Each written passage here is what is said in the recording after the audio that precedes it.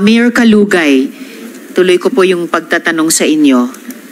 Kilala niyo po ba si dating Chief PNP Acorda?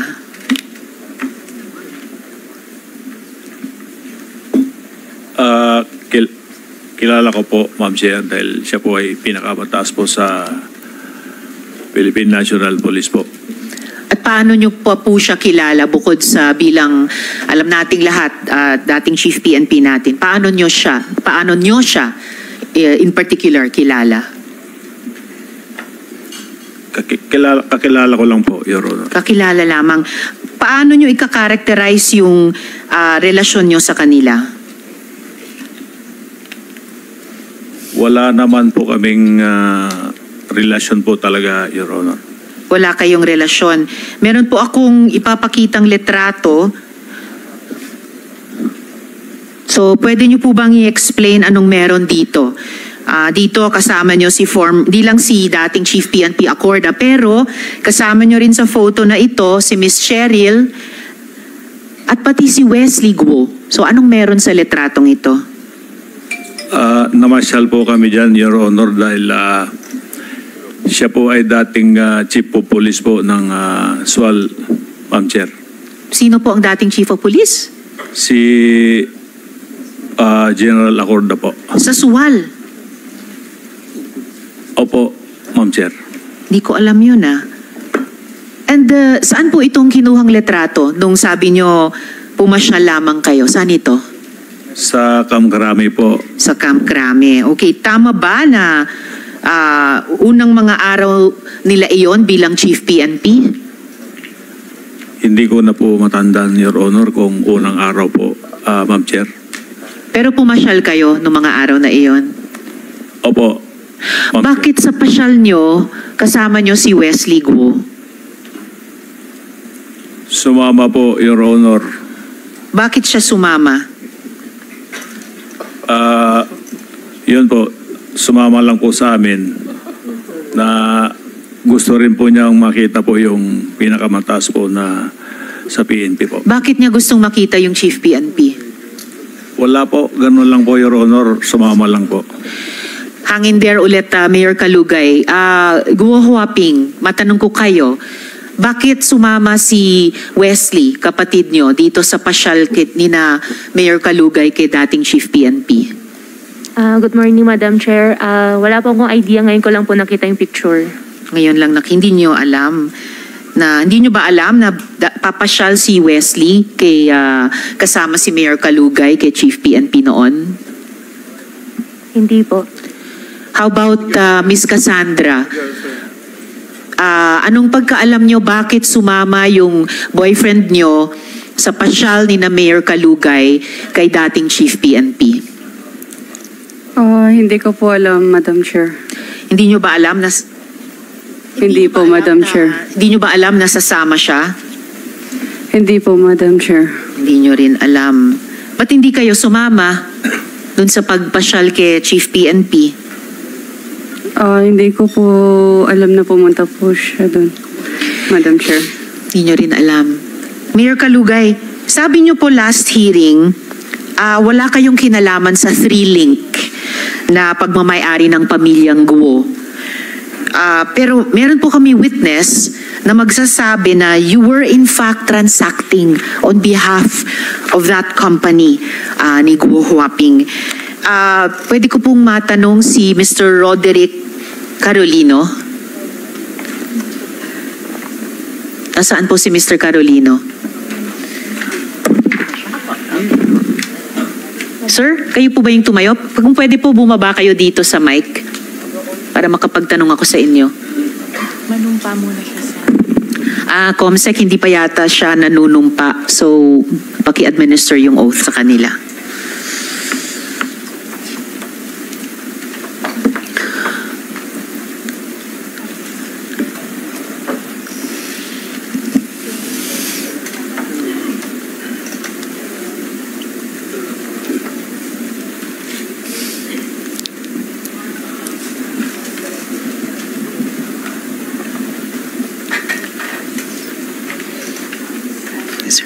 Please stand up and raise your right hand and repeat after me. I, please state your name, do solemnly swear that I will tell the truth, the whole truth, and nothing but the truth to this committee.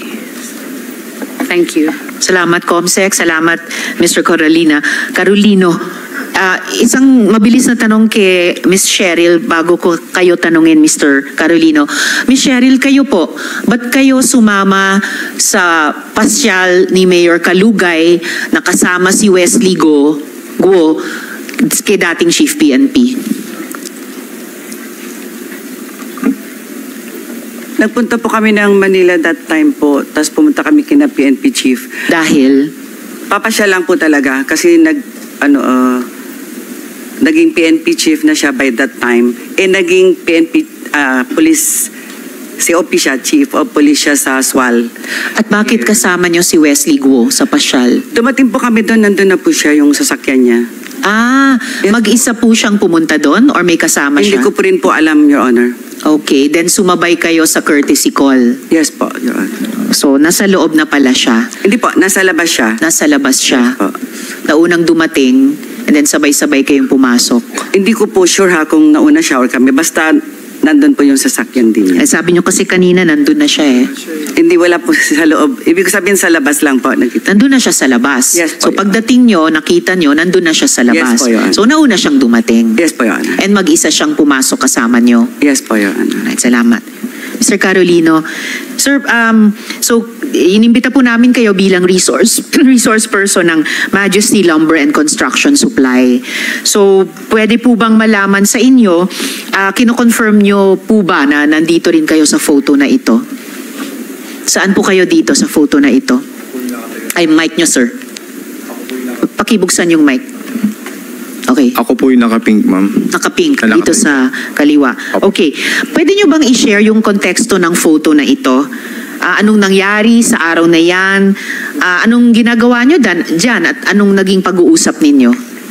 Ma'am, napasama lang po ako dyan, ma'am. Bali na pag-utusan lang po akong magdala po nung pagkain, ma'am. Sinong nag-utos sa inyo magdala ng pagkain? Si Miss Cheryl Medina po. So si Miss Cheryl, magkatrabaho ba kayo? Kayo sa Majesty, sila sa munisipyo? Hindi po, ma'am. Bakit kayo napag-utusan na magdala ng pagkain? Ma'am, bali kaibigan ko sila, ma'am. Sila po yung nag-endorse sa akin kay Mayor. Ano po? Yes, kay Mayor sila, tapos? Sila po yung nag-endorse sa akin, ma'am, bilang pagkukuhanan po ng mga bakal. Okay, pero malayo mula bakal hanggang pagkain. Bakit kayo napag-utusan na magdala ng pagkain? Kasi ma'am, nagustuhan nila yung lechon po sa Alaminos. Lechon. Madam Chair, siguro Yes, SP Pro Tempore. ikaw ang contractor ni Mayor. Hindi po, sen. Ano, supplier. Supplier ng mga bakal. Ahinti lang po, nag-ahinti po. Ha? Nag-ahinti po. Nang, Bakal po. hindi ka, wala kang steel company? O wala po. Hindi ka nagsusupply ng bakal sa munisipyo? Hindi po sa munisipyo. So paano kayo nagkakilala ni ano? In-endorse po Mayor. ako ni Miss Cheryl Medina po. In-endorse ka? O kasi may Paano kayo nagkakilala ni Cheryl?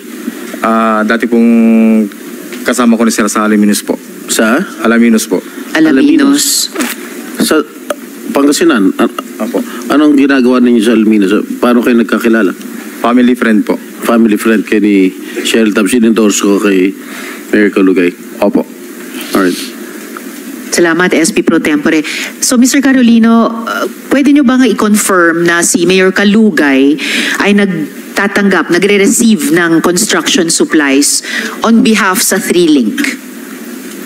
Siya po yung si Ma'am Cheryl po yung unang ka-transaction ko. Kaso nahirapan po ako sa pagkikipag-transact sa kanya dahil hindi niya po kabisado yung mga sizes po ng bakal. Okay. So si Mayor po mismo yung kausap ko about po sa mga quantity at saka sizes po. Dahil kabisado ni Mayor Kalugay ang mga sizes ng mga bakal.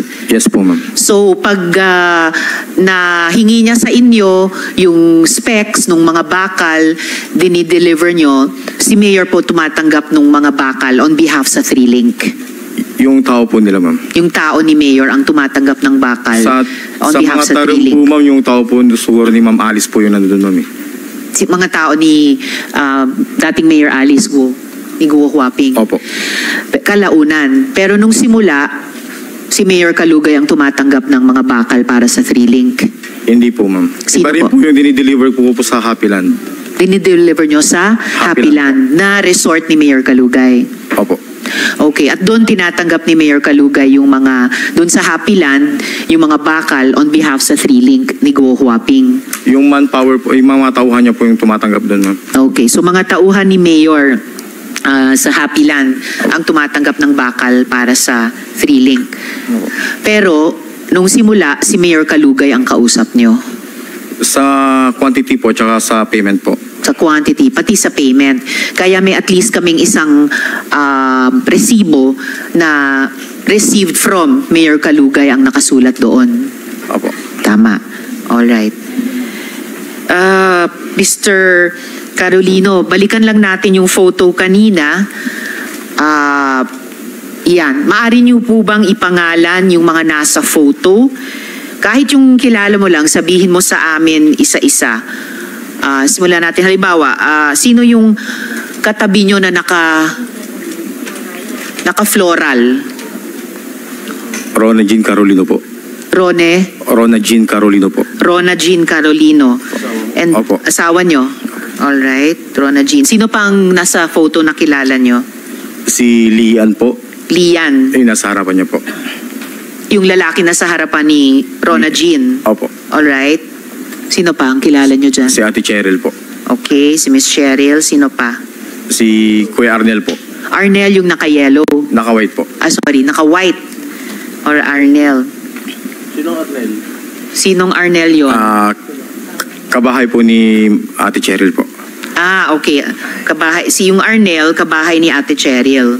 Okay, yung nakaputi. Sino pang kilala nyo dyan sa photo na yan? Tsaka si Mayor po. At si Mayor Kalugay. Naka-yellow. Alright. Sino daw yung naka-yellow? Lately na lang po na nalaman ko kapatid po ni Ma'am Alice Gu po yan. Okay. So yan na nga. Si Wesley. Nakita nyo rin, nung pagdating nyo doon, nakita nyo rin, tulad nung nakita ni Miss Cheryl, andun na siya sa labas. Opo.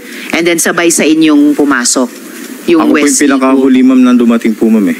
Ikaw ang huling dumating. Opo. So nung dumating kayo, nasa labas pa yung Wesley Gu? Hindi ko na po matandaan, ma'am. Okay, but nakasama nyo siya ng grupo nyo dun sa pagpasyal. Diyan po sa photoshoot po. Sa photo na yan. Yung asawa nyo po, magkasama pa kayo hanggang ngayon? Ni Rona Jean Carolino? Hindi na po, Sen. Hindi na. I see. So, Sino yung, bakit? Madam Chair, if I SP may. Pro Tempore. Sino yung nasa kaliwa ni Mayor? Hindi ko po kilala masyado, Sen. Nakasama po lang namin dyan sa photoshoot. Mayor, sino yung nasa kaliwa mo? Mayor Kalugay. Mic nyo po. Hindi ko po kilala, Your Honor. Hindi mo kilala? Ibang grupo. Katabi mo, hindi mo kilala? Di mo man lang kinalabit, oy, sino ka? Inabutan lang po namin na kausap po yan, Your Honor. Hindi ko po kilala. O Cheryl, kilala mo yun? Miss Cheryl, mic nyo. Hindi po, Your Honor. Naabutan po namin siya sa loob. Hindi, pangalan mo? Nakasabay na po Identity? dyan sa picture. Hindi po, Your Honor. Wala, hindi mo kilala kahit identity. Ha? Hindi po, Your Honor. Parang imposible man, Mayor, na hindi mo kilala. Nasa kaliwa mo, katabi mo. Matagal kayo yata nag-uusap dyan. Hindi po, Your Honor. Nung pagdating po namin, nagpicture lang po. Tapos umalis na po kami. Hindi ko po kilala po yung... Nagpa-picture lang kayo kay Chief. Opo, Your Ano ba ang pakay niyo? Bakit kayo pumunta? Namasyal lang po kami, Your Honor. At ang sabi ng mga kasamahan ko po, gusto po nilang makita po si PNP. Ibig sabihin, on your own, mula Pangasinan, bumiyahe pa kayo sa Camp Crame para makita si Chief PNP? Hindi naman po, Your Honor. May lakad po kaming iba. O kaya nga, agad-agad kayo tinanggap ng opisina ni Chief PNP? Wala kayo appointment? Nagsabi po kami, Your Honor, na mamamasyal po yung mga kasamahan ko po na taga-Swal. Oh, pumayag naman kaagad. Opo, Your Honor. VIP niya naman. Pumayag po, Your Honor, pero mabilis On lang the po. same day, gumawa kayo appointment kay Chief PNP, pumayag kaagad? Or how many days before? Kaibigan po ba kayo ni Mga- Chief PNP noon para makapag-walk-in lamang? Siguro po, Your Honor, mga 2 to 3 days po. 2 to 3 days.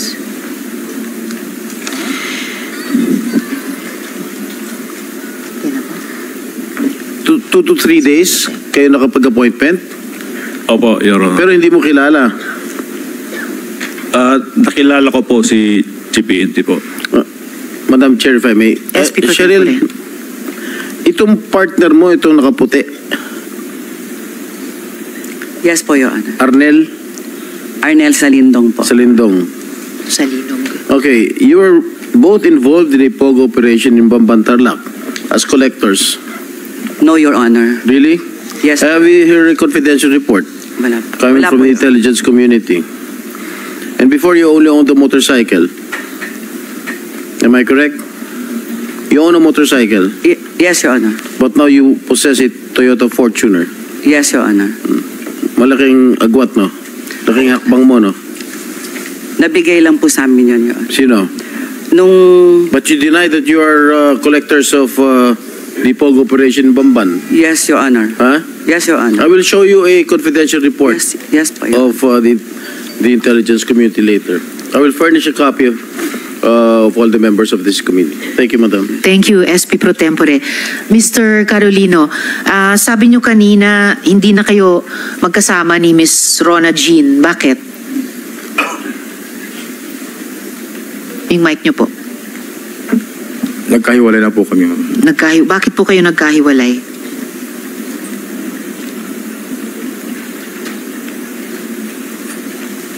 Ma'am, pwede sa privacy ko na lang po yun. Sa privacy nyo. Ano bang trabaho ni Miss Rona Jean? Ma'am, naka-nila mayor na po siya, ma'am.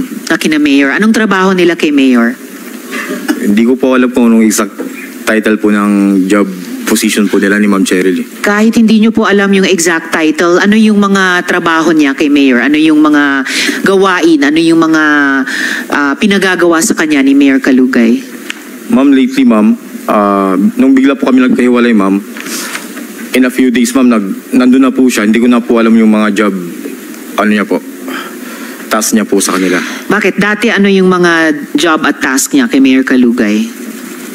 Wala naman po dati, ma'am. Nung after few days po na nagkahiwalay po kami, doon lang po siya na-hire. Okay.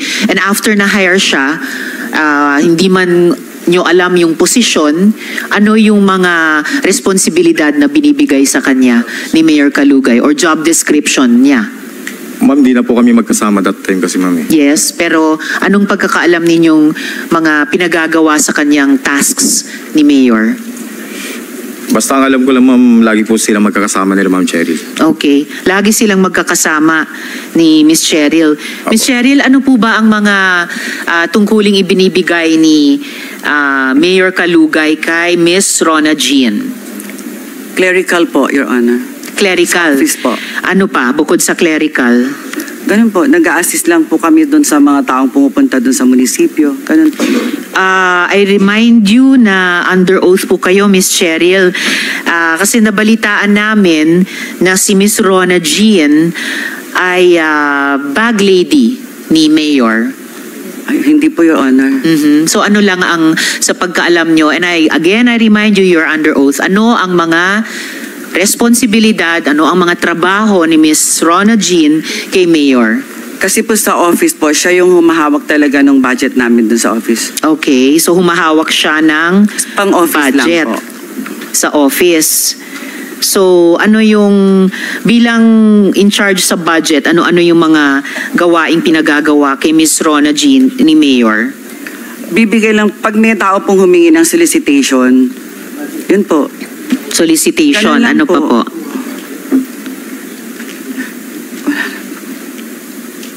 Ano pa po? Pag may mga, marami po kasing bisita lagi sa munisipyo, Your Honor. Okay. Ganun lang po yung ano. Nakapag-submit na po kayo ng SALN nyo, Miss Cheryl? Yes po, Your Honor. Mayor, kayo rin po ba nakapag-submit na ng SALN sa komite? Mic nyo po. Opo, Ma'am Chair. Alright, salamat. We will furnish all the members of the committee ng SALNs pareho ni Mayor Kalugay at saka ni Miss Cheryl.